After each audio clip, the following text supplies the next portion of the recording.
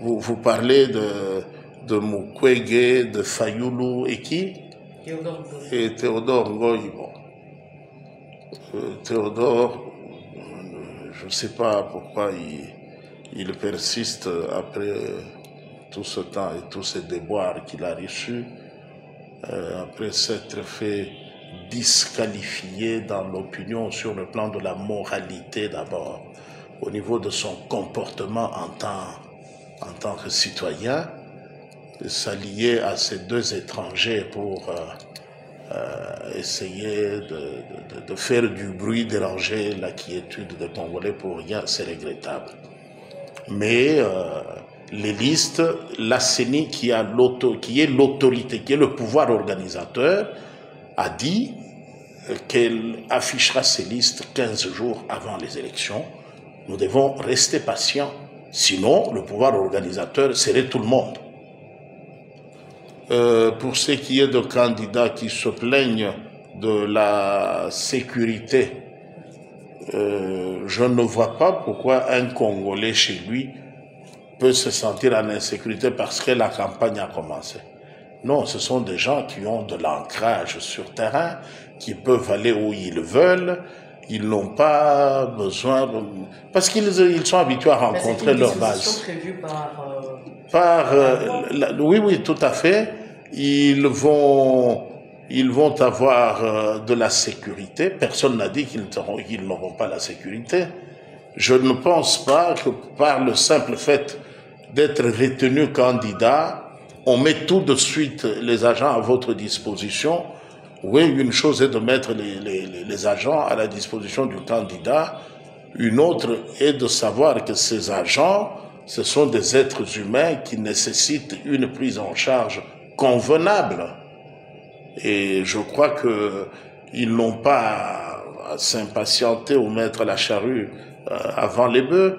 Ils auront la sécurité. J'en ai même suivi qui se plaignait, qui disait que son Excellence, monsieur le candidat du peuple, qui sera élu le 20, portant le numéro 20, lui jouit de la sécurité d'État. Non, mais lui est président de la République. Il n'y a pas de disposition qui suspende sa qualité de chef de l'État parce qu'il est en période de campagne. C'est normal, ces agents sécurisent le président de la République en exercice. Il n'a pas encore reçu aussi les 25 policiers qui doivent être autour de lui, affectés spécialement en tant que candidat. Ça, il n'a pas encore reçu. Voilà. Merci beaucoup, madame. Au niveau de la présidentielle, la campagne se déroule normalement. J'insiste sur le fait que les Congolais doivent se réveiller, comprendre que nous assistons à un duel qui oppose les candidats, les étrangers à la solde de certaines multinationales qui ne jurent que par la partition du pays, qui veulent vendre le pays.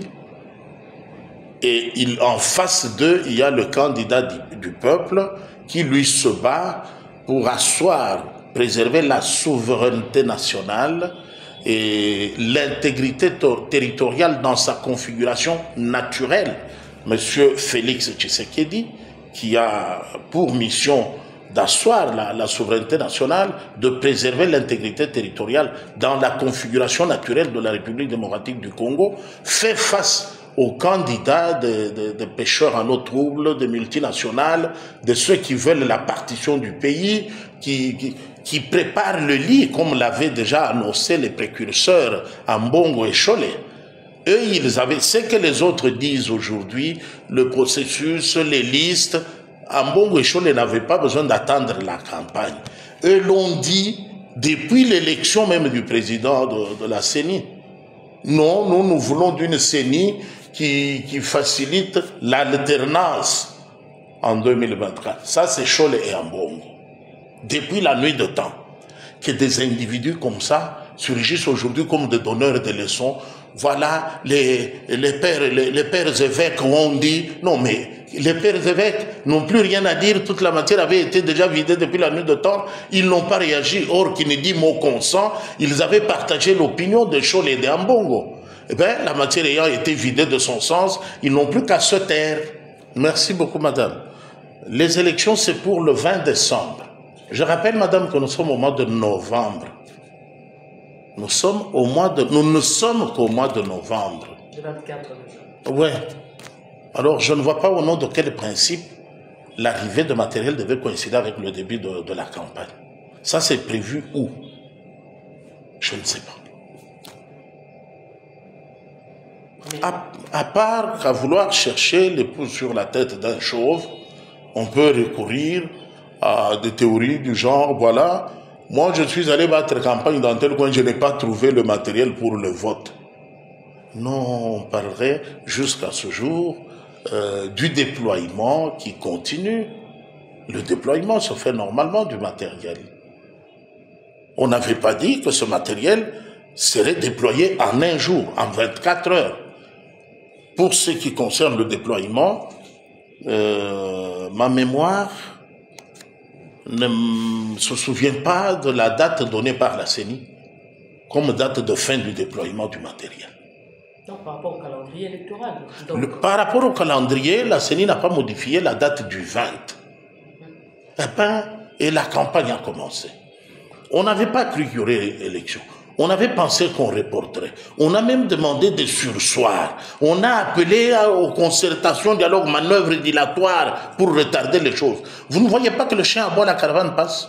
Madame, la campagne a commencé. Vous avez vu les candidats déjà sur terrain.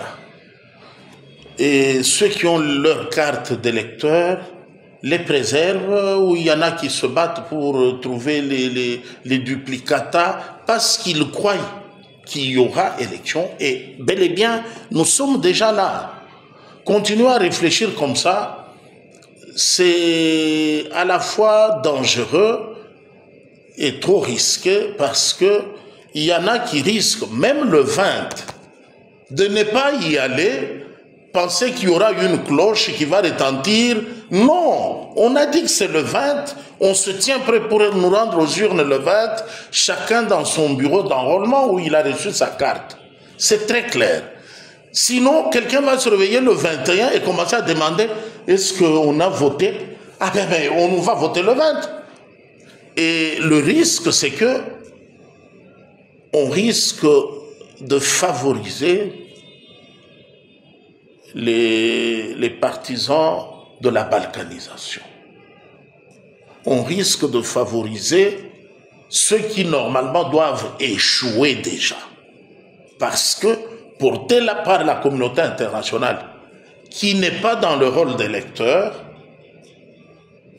et face au candidat du peuple, porté par le peuple congolais, qui n'a pas besoin de l'aval de la communauté internationale.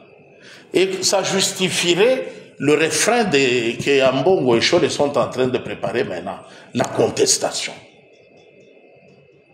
Non, d'ailleurs, les gens de l'opinion n'étaient pas préparés. Non, nous confirmons, l'opinion est largement préparée pour les élections le 20. Monsieur Ambongo, Monsieur Chole, qui ne représentent que leur propre personne, ne sont pas plus, ne pèsent pas comme pèserait le chef spirituel de Tata Wanda ou de l'envoyé de Dieu, le grand prophète Simon Kimbangu. Non, là ce sont les chefs des armées. Ils parlent, ils ont une force derrière eux. Les autres n'ont que leur soutane. Quand ils parlent, je suis catholique, madame, je ne crois pas un seul mot de ce qu'ils disent. Mais au nom de quoi, moi qui n'ai rien à voir avec le journalisme, je vais me mettre à commencer à donner des leçons de journalisme. C'est le cas des chefs des églises, particulièrement dans mon église, où il n'y a aucune élection, aucune élection, dans tout le clergé, à partir du pape jusqu'au diacre.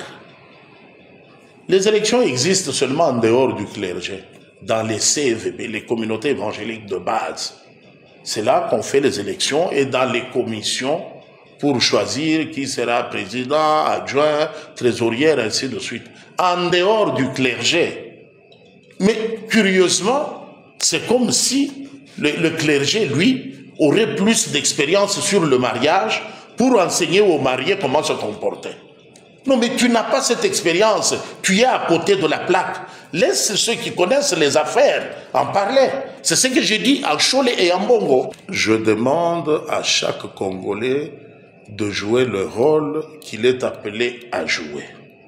De par sa fonction, de par sa position, de par sa profession, de par sa place dans la société. Nous n'avons pas intérêt à empiéter les uns sur les prérogatives des autres. C'est cela le désordre. J'ai vu qu'il y a une mauvaise manœuvre dans mon église qui se prépare par certains membres du clergé qui parlent de plus en plus d'une structure fantoche KLC.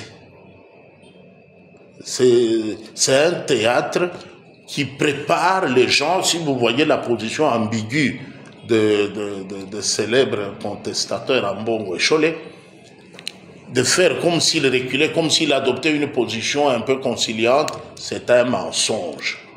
Pour rebondir en chef de file de la contestation. Parce qu'ils savent déjà que les élections, le peuple va les gagner. Et comme il ne leur restera qu'à pleurer pour justifier tous les financements qu'ils reçoivent des pêcheurs en eau trouble et des multinationales, ils commencent à préparer le lit de la contestation. S'ils peuvent réussir à se racheter du déboire qu'ils ont fait subir à l'opposition, qu'ils ont réussi à entraîner sur le boulevard pour ne mobiliser que 12 personnes et 93 journalistes. Ça, c'est ridicule, c'est honteux, c'est décevant.